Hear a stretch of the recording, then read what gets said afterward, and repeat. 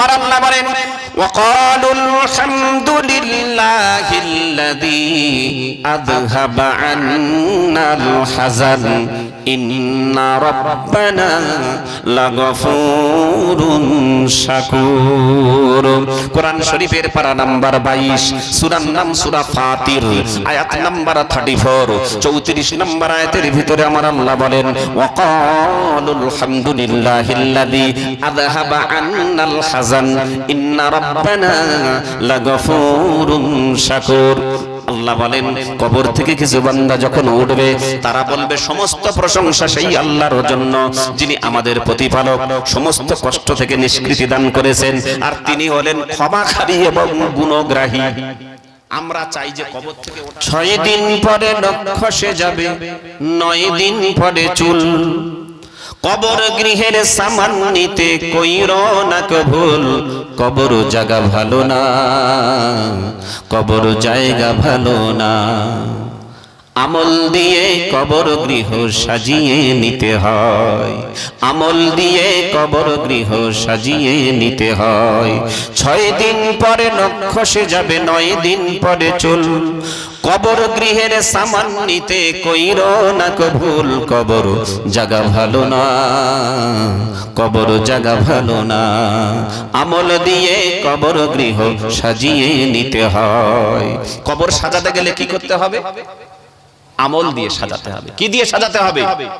আমল দিয়ে সাজাতে হবে। প্রিয় বন্ধু আমার, কিন্তু শহীদদের লাশ কখনো পচে না, আল্লাহ রাস্তায় যায়। আল্লাহ বলেন ওদেরকে তোমরা মৃত বলো না, ওদেরকে বরং আমি রিজিক দান করে থাকি, কবরে তাদেরকে রিজিক দান করে থাকি। আল্লাহ শহীদ বান্দা যারা হয়, আল্লাহ বলছেন বান্দা ওদেরকে তোমরা মৃত বলো না, আমি কবরে ওদেরকে রিজিক দান করে থাকি। কে বলছেন? আল্লাহ বলছেন। দলিল কোরআন। আল্লাহ রাব্বুল আলামিন বলেন ওয়ালা তাকুলু লিমান ইয়াকতালু ফি সাবিলিল্লাহি আমওয়াত বাল আহইয়াউন ওয়ালাকিন লা তাশউরুন। জোরে বলেন আল্লাহু আকবার। কোরআন শরীফের পারা নাম্বার 2, সূরার নাম সূরাতুল বাকারা, আয়াত নাম্বার 154, 154 নম্বর আয়াতের ভিতরে আমার আল্লাহ বলেন ওয়ালা তাকুলু লিমান ইয়াকতালু ফি সাবিলিল্লাহি আমওয়াত বাল আহইয়া। ওরে আমার বান্দারা শুনে নাও, আমি আল্লাহ ঘোষণা দিলাম যারা আমার রাস্তায় ইন্তেকাল করে তারা কখনো মৃত নয়, মৃত নয়। তোমরা তাদেরকে মৃত বলো না, আমি আল্লাহ কবরে তাদেরকে রিজিক দান করে থাকি। আল্লাহর বান্দা যারা হবেন, আল্লাহর ওলি বান্দা যারা হবেন, আল্লাহর মাহবুব বান্দা যারা হবেন, আল্লাহর খাস বান্দা যারা হবেন, প্রকৃত ঈমানদার যারা হবেন, বন্ধু আমার, আল্লাহ পাক কবরে তাদের লাশকে হেফাজত করে রাখবেন। আল্লাহ বলেন বান্দা যেমন শহীদদের লাশকে আমি কবরে হেফাজত করে রেখেছি, ওই রকম ভাবে আমার ঈমানদার বান্দা যারা হবে তাদের লাশটাও কবরে পচবে না। প্রিয় বন্ধু আমার, ঈমানটাকে যদি মজবুত করতে পেরেছি, দুনিয়ার জীবনে আল্লাহ বলেছেন পরাশক্তিকে পরাজয় বরণ করিয়ে বিজয়ের পতাকা তুলে দেবেন, আবার কবরে যাবার সাথে সাথে জান্নাতের সুখ পাবে। এজন্য ঈমানটা মজবুত করতে হবে। ঈমান মজবুত করতে গেলে বেনামাজি হয়ে থাকতে হবে নাকি? থাকলে হবে। ও বন্ধু আমার, একটু এগিয়ে চলেন। বিশ্বনবীর সাহাবী হযরত খুবাইব রাদিয়াল্লাহু তাআলা আনহুকে যখন শুলের ভিতরে রাখা হলো, আল্লাহর এই বান্দা দুজন ঘোড়ার পিঠে উঠে দিয়েছে দৌড়। তীরন্দাজ ঘোড়া, তীর বেগে ছুটছে ঘোড়া, বন্ধু আমার, ট্রেনিং প্রাপ্ত ঘোড়া। এই দুটো সাহাবী নিয়ে চলেছেন। দুটো সাহাবী যখন পৌঁছে দেখলেন কাছাকাছি, দেখলো মানুষজন তাদেরকে পাহারা দেয়, ওই হযরতে খুবাইবের লাশকে পাহারা দেয়। ওরা দেখলো কোন সময় মানুষ এই খুবাইবের কাছ থেকে সরে যায়, তখন আমরা লাশটাকে উদ্ধার করে নেব। দেখা গেল আল্লাহর বান্দারা সরে না, কিন্তু যখন রাত্রি আস্তে আস্তে গভীর হলো, আল্লাহর ওই বান্দারা তখন কি করলো? নিজেরা নিজের নিদ্রার জায়গায় যাওয়ার জন্য মদ পান করতে লেগেছে। মদ পান যখন কিছু করে ফেললো, মদের নেশায় এবারে চল বলে ঘুমিয়ে পড়ি, রাতের বেলায় আর কে আসবে। আল্লাহর বান্দারা যখন একটু দূরে গিয়ে তন্দাচ্ছন্ন হয়ে গেছে, ওই দুইজন বিশ্বনবীর সাহাবী ঘোড়ায় উঠে দৌড়ে দৌড়ে এসে সর্বপ্রথম বলে, তাড়াতাড়ি লাশটাকে নামা, এখান থেকে একটু দূরে নিয়ে যেতে হবে, নইলে আমাদের সামনেও বিপদ। নিজের জীবন বাঁচানোটাও ফরজ নাকি? জীবন বাঁচাতে হবে। দুজন মিলে বন্ধু আমার শুল থেকে লাশটা নামানো হলো। নামানোর পর বলে, কেমন করে নিয়ে যাব? দুইজন সাহাবী বন্ধু আমার বুদ্ধি করলো, বলে আমি হাফ পথ নিয়ে যাব, ঘোড়ার একটা লাগাম থাকবে আমার হাতে, আর খুবাইবকে বুকের ভিতরে নেব। আমি কিছুক্ষণ নেওয়ার পর যখন কষ্ট পাবো, তখন তোমার ঘোড়ার পিঠে আমি দেব। এইভাবে দুজন অল্টারনেট পরিবর্তন করে করে নিয়ে যাব। দুইজন সাহাবী এইভাবে চুক্তি করে নিল। হযরত খুবাইবের লাশ যখন শুল থেকে নামানো হলো, প্রিয় বন্ধু আমার, ঘোড়ার পিঠে যখন তুলতে যাবে, সেই সময় আল্লাহর বান্দারা জানতে পেরেছে, ওরা জানতে পেরে গেছে লাশ নিয়ে যাচ্ছে। তাড়াতাড়ি করে ওরা দুজন যখন বলল কে কে, এই দুজন নয় যতজন ছিল বলল কে কে, এই দুজন এমন হুঙ্কার দিয়েছে বিশ্বনবীর সাহাবীরা, দুজনের সামনে ওদের থরথর কাঁপ এসে গেল। ওরা এবার হাঁকাহাঁকি করছে, চিল্লামিল্লি করছে, খুবাইবের লাশ নিয়ে চলে যাচ্ছে, তোমরা কে কোথায় আছো চলে এসো। চতুর্দিক থেকে বন্ধু আমার দৌড়াদৌড়ি লেগেছে। যে যেখানে ছিল ঘোড়ার পিঠে উঠে এই দুইজন সাহাবীর পিছনে ধাওয়া করেছে। দুইজন সাহাবী ঘোড়ার পিঠে উঠে দৌড় দিয়েছেন। যার বুকের ভিতরে রয়েছে লাশ, ওই সাহাবী একটু পিছনে পড়েছেন, আর যে সাহাবী খালি, ওই সাহাবী একটু আগিয়ে চলেছেন। এরা পিছু পিছু ধাওয়া করেছেন। বন্ধু আমার, পিছনের সাহাবী বলে, একটু দাঁড়িয়ে যাও, ওরা মনে হয় আমাদের ধরে ফেলবে, একটু পরামর্শ করতে হবে। সামনের সাহাবী একটু ঘোড়ার লাগাম টেনে ধরলেন, গতি কমিয়ে দিলেন। পিছনের সাহাবী পাশে চলে গেলেন। দুজনে মিলে পরামর্শ করলেন কি করা যায়। বলে, দেখো, জীবন বাঁচানোটাও ফরজ, আর এই লাশ হেফাজত করা এটা ফরজ নয়। তারপরেও আল্লাহর লাশ যদি আল্লাহ হেফাজত করতে চায়, আমাদের জীবনটা অন্তত বাঁচিয়ে চলে যায়। বিশ্ব নবীর কাছে বলবে, ইয়া রাসূলুল্লাহ, আমরা যখন লাশটাকে বুকের মধ্যে নিলাম, এত দূর পর্যন্ত আসার পর চতুর্দিক থেকে ঘিরে ফেলেছিল, যার জন্য আমরা ওই জায়গায় লাশটা ছেড়ে রেখে এসেছি। দুজনে চিন্তা ভাবনা করলো। সামনের সাহাবী বললেন, বলে, দেখো, আমি যখন তোমাকে একটা দোয়া পড়তে বলবো, আমিও পড়বো, দুইজন মিলে দোয়াটা পড়বো। এই দোয়াটা পড়ার পর, দোয়া পড়া শেষ, তুমি তোমার বুকের ভিতর থেকে বিশ্বনবীর সাহাবী খুবাইবকে জমিনে ছেড়ে দেবে। বাকি খেলা আমার আল্লাহ যদি খেলে দেবে। একবার জোরে বলেন সুবহানাল্লাহ। জোরে হবে না একটু সুবহানাল্লাহ? আল্লাহর দুইজন রাসূলের দুইজন সাহাবী দোয়া পড়তে লাগলেন, হাসবুনাল্লাহু ওয়া নি'মাল ওয়াকিল ওয়া নি'মাল মাওলা ওয়া নি'মান নাসির। আমার সঙ্গে পড়েন, হাসবুনাল্লাহু ওয়া নি'মাল ওয়াকিল ওয়া নি'মাল মাওলা ওয়া নি'মান নাসির।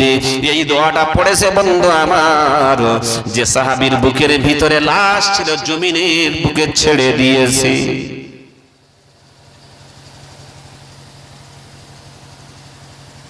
দুই সাহাবী চলে এসেছে।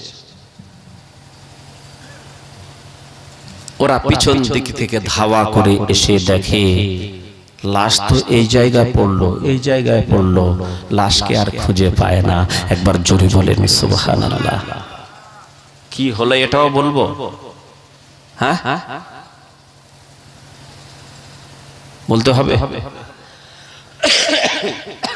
তাহলে কটা বাকি রইল? সব কটা বাকি রইল নাকি? যাক, ওরা দেখা পায়নি, লাশ যে ওইখানে পড়েছে। এবার কি হলো, ওরা আর দেখা পাচ্ছে না। এখানে পড়লো দেখা পাচ্ছে না। আল্লাহ হেফাজত করেছে, হ্যাঁ কি না বলে? আমি কিন্তু ফাঁকি দিচ্ছি না, আমি যেটা বোঝাতে চাচ্ছি সেই পর্যন্ত যাচ্ছি আমি। ওরা যে যার মতো চলে গেল। কি হলো এটা জানতে গেলে একটু সময় অপেক্ষা করতে হবে।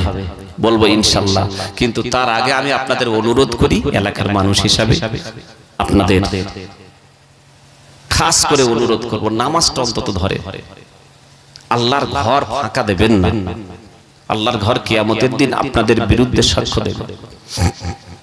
আল্লাহ, তোমার এই ঘর থেকে আহ্বান করা হতো, কিন্তু তোমার বান্দারা কেউ মসজিদে আসতো না।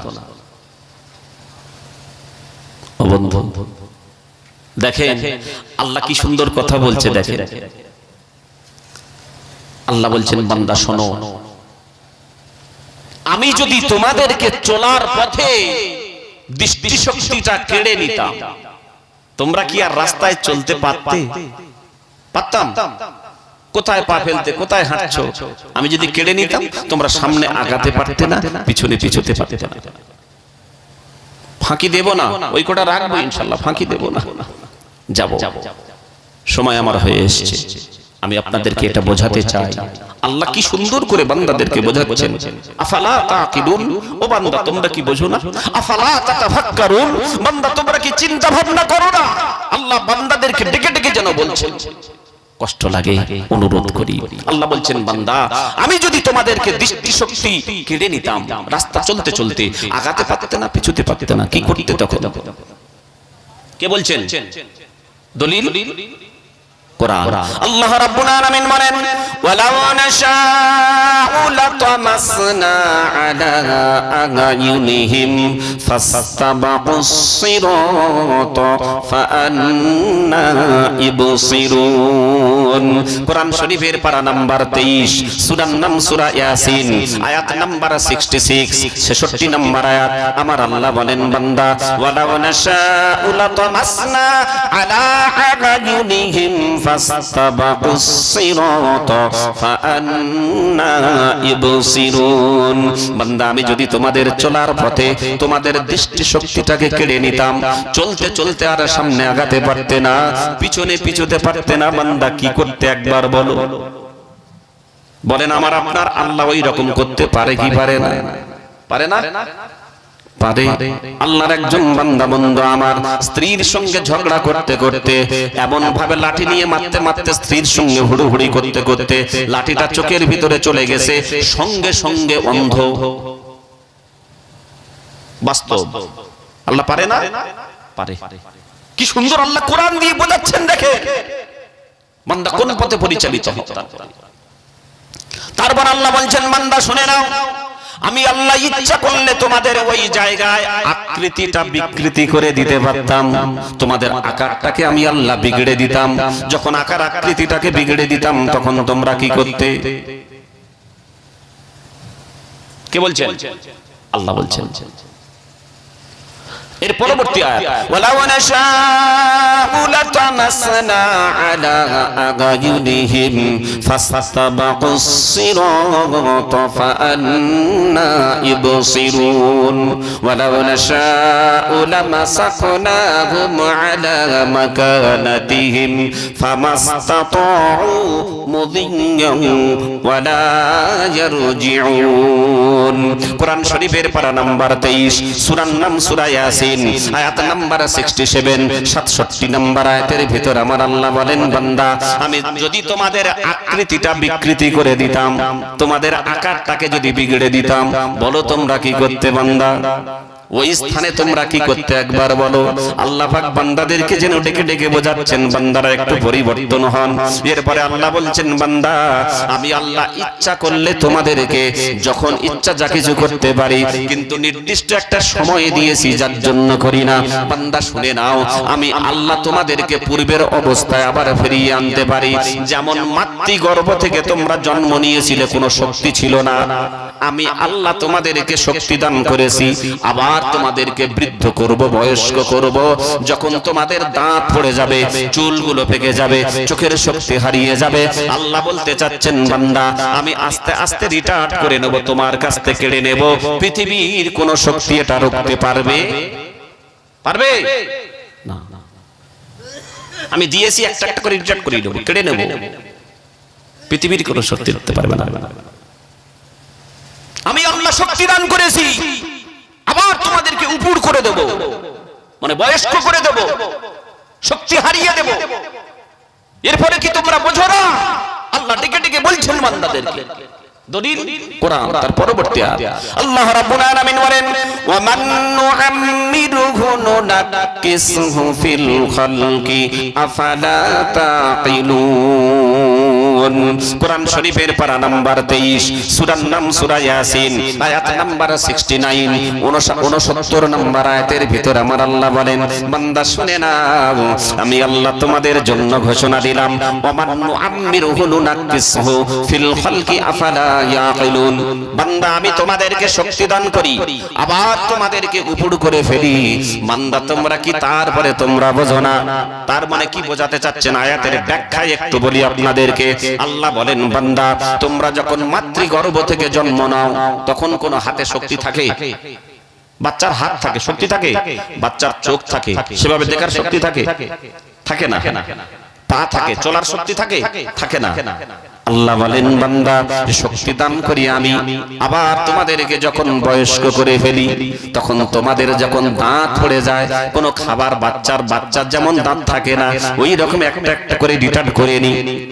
ও বান্দা শুনে নাও, বাচ্চার যেমন হাত থাকে কাজ করতে পারে না, আমি আল্লাহ তোমাদের বয়স্ক করে দেওয়ার কারণে হাতের আর কোনো শক্তি থাকে না, অনেক সময় প্যারালাইজ হয়ে যায় কি যায় না?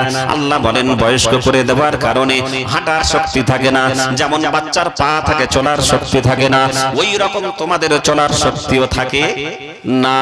বাচ্চার খাবার আমি আল্লাহ মাতৃ দুধ করেছি কেন? মায়ের দুধটা করেছি কেন? কারণ ও যদি তোমাদের বড়দের মতো খাবার খায় হজম করতে পারবে না। আল্লাহ বলেন ওইটা একটু লক্ষ্য রাখো, আমি যখন তোমাদেরকে বয়স্ক করে দিই ওই বাচ্চার মতো এই দামি খাবার অনেক সময় হজম হয় না। হয়? হজম হয় না। নুনাক্কিস মানে আল্লাহ পাক বলছেন উপুড় করে দেওয়া, তানকিস থেকে এসেছে। নুনাক্কিস শব্দটা তানকিস থেকে এসেছে, যে আমি শক্তি দিয়েছিলাম ওটাকে উপুড় করে দিলাম, মানে শক্তি থেকে হারিয়ে গেলে তুমি। বান্দা এরপরে তুমি কি করে ভুলে থাকো আমাকে? কে বলছেন? আল্লাহ বলছেন কি করে ভুলে থাকো? আল্লাহ বলছেন বান্দা একটু তোমরা ভাবো না, আমি চাই তোমাদের জান্নাতে দেব। তোমরা যখন কবর থেকে উঠবে তোমাদের কবর থেকে ওঠার সময় যেন এই ভাষাটা হয়, ওই ভাষা যাদের হবে ভেবে নাও তোমরা জান্নাতি। তোমরা কবর থেকে যখন উঠবে এই ভাষাটা যখন হবে তখন ভেবে নাও তোমরা জান্নাতি। কে বলছেন? আল্লাহ। কবর থেকে উঠতে গেলে কিছু বান্দার ভাষা হবে, আল্লাহ রাসূল বলছেন এই ভাষাটা যাদের হবে তারা জান্নাতি। বিশ্ব নবীও বলেছেন, আল্লাহ পাকও বলেছেন যে আমার যে সমস্ত বান্দারা কবর থেকে উঠবে তাদের ভাষা একটা হবে, আর ওই সমস্ত বান্দারা তাদের জন্য সুসংবাদ থাকবে। কে বলছেন? আল্লাহ। তারা কি বলতে বলতে উঠবে? তারা বলবে সমস্ত প্রশংসা সেই আল্লাহর জন্য যিনি আমাদের সমস্ত রকমের কষ্ট থেকে নিষ্কৃতি দিয়েছেন এবং তিনি ক্ষমাকারী গুণগ্রাহী। কে বলছেন? আল্লাহ। কিছু বান্দাদের কবর থেকে উঠবে আর এই ভাষা হবে। আল্লাহ রাব্বুল আলামিন পবিত্র কোরআনুল কারীমের ভিতরে সে আয়াতটা নোট করে দিয়েছেন। যদি বলেন হুজুর দলিল দেন, আমি বলবো একটু নজর রেখে দেন। আমার আল্লাহ বলেন ওয়াকালুল হামদুলিল্লাহিল্লাযী আযহাবা আন্নাল হাযান ইন্না রাব্বানা লাগফুরুন শাকুর। কোরআন শরীফের পারা নাম্বার 22, সূরার নাম সূরা ফাতির, আয়াত নাম্বার 34, 34 নম্বর আয়াতের ভিতরে আমার আল্লাহ বলেন ওয়াকালুল হামদুলিল্লাহিল্লাযী আযহাবা আন্নাল হাযান ইন্না রাব্বানা লাগফুরুন শাকুর। আল্লাহ বলেন কবর থেকে কিছু বান্দা যখন উঠবে তারা বলবে সমস্ত প্রশংসা সেই আল্লাহর জন্য যিনি আমাদের প্রতিপালক, সমস্ত কষ্ট থেকে নিষ্কৃতি দান করেছেন, আর তিনি হলেন ক্ষমাকারী এবং গুণগ্রাহী। আমরা চাই যে কবর থেকে ওঠার সময় আমাদের ভাষা ওই রকম হোক। চাই কি চাই না? চাই। এইরকম ভাষা আমাদের কবর থেকে ওঠার সময় হতে গেলে আল্লাহর দরবারে আসতে হবে। যাই হোক, সময় শেষ হয়ে এসছে, হুজুর এখনই আসবেন। আমি ওই কোটা শেষ করি নাকি? শেষ করবো তো নাকি? কি বলে এই সকলে কি বলছেন? দরুদ শরীফ আল্লাহুম্মা সাল্লি আলা সাইয়্যিদিনা মাওলানা মুহাম্মদ ওয়া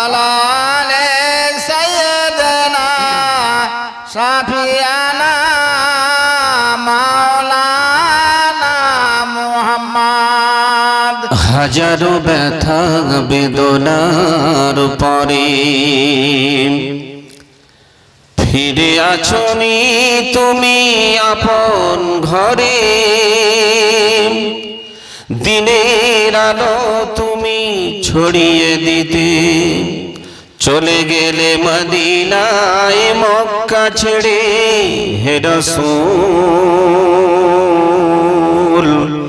তোমাকে ভুলি আমি কেমন করে, হে রাসূল তোমাকে ভুলি আমি কেমন করে। সুবহানাল্লাহ বলেন।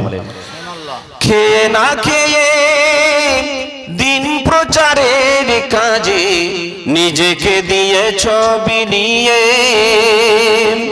তায়েফের কাফিরেরা চিনল না সে আলো, দুষ্ট ছেলেদের পিছু দিল লেলিয়ে। পাথরের আঘাতে ক্ষত বিক্ষত হয়ে সারা শরীর থেকে রক্ত ঝরে। হে রাসূল তোমাকে ভুলি আমি কেমন করে। আল্লাহুম্মা সাল্লি আলা সাইয়্যিদিনা মাওলানা মুহাম্মদ ওয়া আলা আলি সাইয়্যিদিনা মাওলানা মুহাম্মদ। বন্ধু আবার শটে বলে যাব, জানি অনেক ভালোবাসার মানুষ আছেন, কষ্ট পাবেন যদি শেষ না করি। তিনটে বাকি রাখলাম, কোনটা আগে বলবো বলে? প্রথম থেকে ধরবো না লাস্টের দিক থেকে?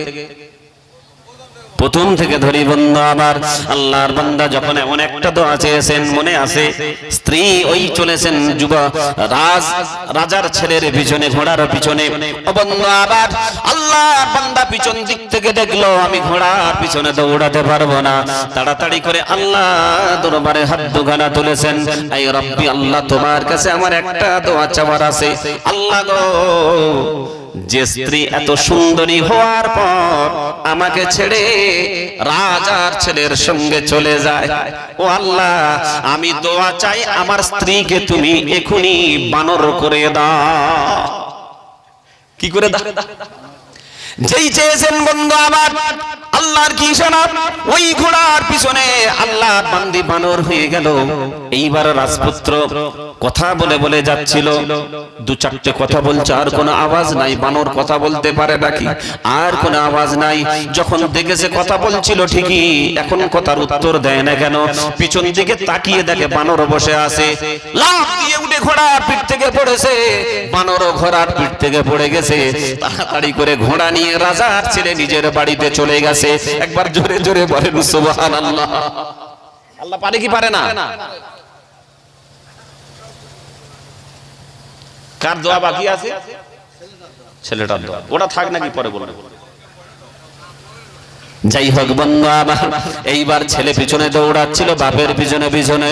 ও যখন বাপের পিছনে পিছনে দৌড়াতে দৌড়াতে দেখে বাপ দোয়া করে ফেলেছে, মাকে বানর করে দাও। দেখে অনেক দূরে আল্লাহর বান্দি বানর হয়ে পড়ে আছে। এইবার ছেলে বলে আমার একটা দোয়া মাত্র বাকি। যাই হোক, আল্লাহ যেটা ভাগ্যে রেখেছে তার থেকে বেশি হবে। জোরে বলেন না। ও বন্ধু আমার, এই চেয়ারটা ভিজে গেছে, চেয়ারটা পাল্টে দেন। এটা চা পড়েছে চেয়ার। আসসালামু আলাইকুম।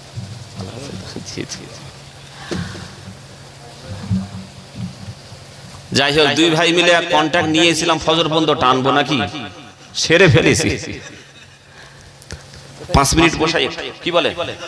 হ্যাঁ হ্যাঁ, শেষ করে দিই, শর্ট করে শেষ করে দিই। জি জি। বন্ধু আমার, এই আল্লাহর বান্দা দেখলো যখন আমাদের কপালে নাই, আল্লাহ যেটা ভাগ্যে রেখেছেন সেটা হবে। এইবার বাপ কাঁদে, ছেলে কাঁদে। বাপ দেখে তার স্ত্রী বানরে রূপান্তরিত হয়ে গেছে, ছেলে দেখে তার মা বানরে রূপান্তরিত হয়ে গেছে। বাপ বেটা কাঁদতে কাঁদতে, বাপ বলে বেটা কাঁদিস কেন? বেটা বলে বাপ কাঁদবো না তো কি করব, মা ছিল দুনিয়ার বুকে হয়ে গেছে বানর। বাপ বলে কাঁদিস না, যা ছিল কপালে দেখা যাবে সকালে, একটা দোয়া বাকি, তাড়াতাড়ি দোয়া করে ফেল। ছেলে হাত তুলেছে, আল্লাহ আমার মা যেমন ছিল তেমন করে দাও। আমার আল্লাহ সেই রকম ফিরিয়ে দিয়েছে। হ্যাঁ গো, এজন্য আল্লাহ যেটা রেখেছে তার থেকে বেশি হবে না, কম হবে না, ওর ওই পর্যন্ত ছিল। 2 নাম্বার বলেছিলাম বান্দা আমার, আল্লাহ রাসূলের সাহাবী হযরতে আসিম ইবনে সাবিত রাদিয়াল্লাহু তাআলা আনহু আল্লাহর কাছে দোয়া করেছে, আই রাব্বি, আল্লাহ আল্লাহ গো, আমি যাকে কতল করে দিয়েছি তার মা বলে দিয়েছেন আমার মাথার খুলিতে নাকি মদ খাবে, আমি তোমার রাস্তায় শহীদ হয়ে যাচ্ছি, আল্লাহ তুমি আমার মাথাটাকে হেফাজত করো। মনে আছে আল্লাহর বান্দা হযরতে আসিমের দোয়া আল্লাহ কবুল করে নিয়েছেন। ওরা যখন একদিন পার হয়ে গেল, ওরা দেখলো আল্লাহর এমন একটা সৃষ্টি, হযরতে আসিম ইবনে সাবিত রাদিয়াল্লাহু তাআলা আনহুর শরীরটাকে হেফাজত ঘিরে রেখেছে, আল্লাহর এই বান্দারা কাছে যেতে পারে না। আল্লাহর ওই সৃষ্টির নামটা হলো ভিমরুল। কি বললাম? ভিমরুল। আচ্ছা, মানুষ যখন কাছে যায়, ঝাঁকে ঝাঁকে যদি ভিমরুল এসে ধরে, ও টিকতে পারে? অনেক দূর থেকে দেখছে, কাছে ঘেঁষার কোনো সুযোগ নাই। যেই কদম তোলে, ঝাঁকে ঝাঁকে ভিমরুল তার দিকে দৌড়ে আসে। সারাদিন অতিবাহিত হয়ে গেল, আল্লাহর বান্দারা বলে 100 ঘোড়া 100 উট পাওয়া গেল না, চল আগামীকাল সকালবেলা ভিমরুল যখন রাত্রিতে চলে যাবে, আমরা আসিমের মাথাটা নিয়ে ওই মহিলার কাছে জমা দেব। সকাল হয়ে গেল, আল্লাহর কি ইশারা, ভোর হতে হতে বন্ধু আবার কিতাবের ভিতরে, হাদিসের কিতাবের ভিতরে পাওয়া যায়, বুখারী শরীফ 2য় খণ্ডের ভিতরে আল্লাহ পাক তার আরেকটা মাখলুক বৃষ্টি ভোরের বেলা এমন বৃষ্টি দিলেন, হযরতে আসিমের মাথা তো দূরের কথা, পুরো লাশটাকে ভাসাতে একটা সমুদ্রে নিয়ে চলে গেলেন। একবার জোরে বলেন সুবহানাল্লাহ। আর কোথাও এসছে, পাহাড়ের একটা খাদের ভিতরে নিয়ে চলে গেলেন। এক জায়গায় এসছে সমুদ্রে নিয়ে চলে গেলেন, অপর জায়গায় এসছে পাহাড়ের গর্তের ভিতরে নিয়ে চলে গেলেন। কেউ আর সকালে এসে দেখা পেলেন না। 3 নম্বরে বন্ধু আমার বাকি কেন রেখে যাই, হযরতে খুবাইব রাদিয়াল্লাহু তাআলা আনহু উনি আল্লাহর কাছে দোয়া করেছিলেন, আয় রাব্বি আল্লাহ, ওগো আল্লাহ আমি তোমার কাছে দোয়া করলাম, তোমার রাস্তায় যখন নিজের জীবনটা উৎসর্গ করলাম, বিসর্জন দিলাম, আল্লাহ তুমি আমার শরীরটাকে হেফাজত করো, যেন বেঈমান মুশরিক কাফেররা আমার শরীরের সঙ্গে কোনো বেইজ্জতি না করতে পারে। আল্লাহর কি ইশারা, ওই 2 জন সাহাবী হাসবুনাল্লাহু ওয়া নি'মাল ওয়াকিল ওয়া নি'মাল মাওলা ওয়া নি'মান নাসির, এই দোয়াটা পড়ার পর বন্ধু আমার বিশ্বনবীর সাহাবী যখন হযরতে খুবাইব রাদিয়াল্লাহু তাআলা আনহুর লাশটাকে আল্লাহর জমিনে ছেড়ে দিয়েছেন, আমার আল্লাহ বলেন, জমিন, ও জমিন তুই হলি আমার সৃষ্টি, আমি আল্লাহ এখনই অর্ডার দিয়ে দিলাম, ওই জায়গাটা এখনই ফাটল ধরে যা।